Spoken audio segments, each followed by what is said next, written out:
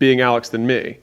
So I was like, but I can find somebody who's really good at phone sales, who's really good at phone sales, and they're just as good as I am.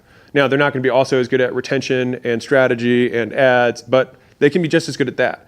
And then I find somebody else who's really good at ads. And I'm like, he's just as good as me at ads. He's just not as good at all the other stuff.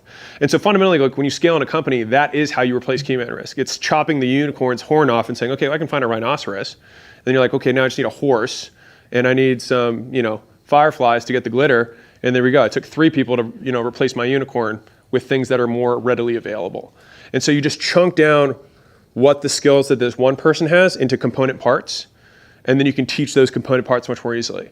So it takes the mysticism out of it. Does that make sense? Yeah, I was thinking in terms of so let's say you had like Zoom, community, learning management system, sure. And the community is becoming the intensive part. I'm not doing the fulfillment of a director of education who sure. Still could parse out the unicorn, but we need to eventually, for scalability purposes, one thing I talked about with Neil is maybe moving people onto like more of we already do Zooms, but doing more Zooms instead of one-to-one community interaction or something along those lines. So So you just need to change the offer from one-on-one to semi-private? It is semi-private already, but there tends to be a time-intensive component of like reviewing specific case studies, if that makes sense. So I will tell you a story to hopefully answer your question. So my first ever gym model, I tweaked a couple times and then I got it right. And I had this setup where people would do 6 weeks of weight loss and kind of like more high intensity training. There's a point to this. And 6 weeks of like weights to tone. So it was like burn and tone. This is commercialized for mass market for those of you who are in the fitness space. Just breathe. All right. And so what ended up happening is that my sessions got so full that I was like, shoot, I should change how I'm doing delivery because I can't fit any more people in my gym, which was the wrong solution. I had found something that everyone actually fucking liked.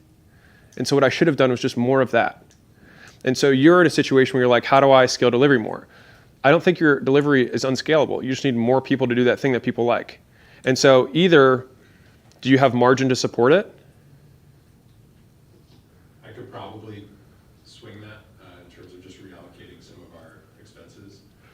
Well, if the answer is not really, then you're mispriced. Not necessarily need to change what you're doing. Like, so basically, it's more of either or. I can either charge more to increase LTV and continue the service I'm yeah. or adjust the service. Yes, I will say it's harder to find something that everyone really likes than it is to just change the price. So if you have something that everyone really loves, then you probably can support a price change.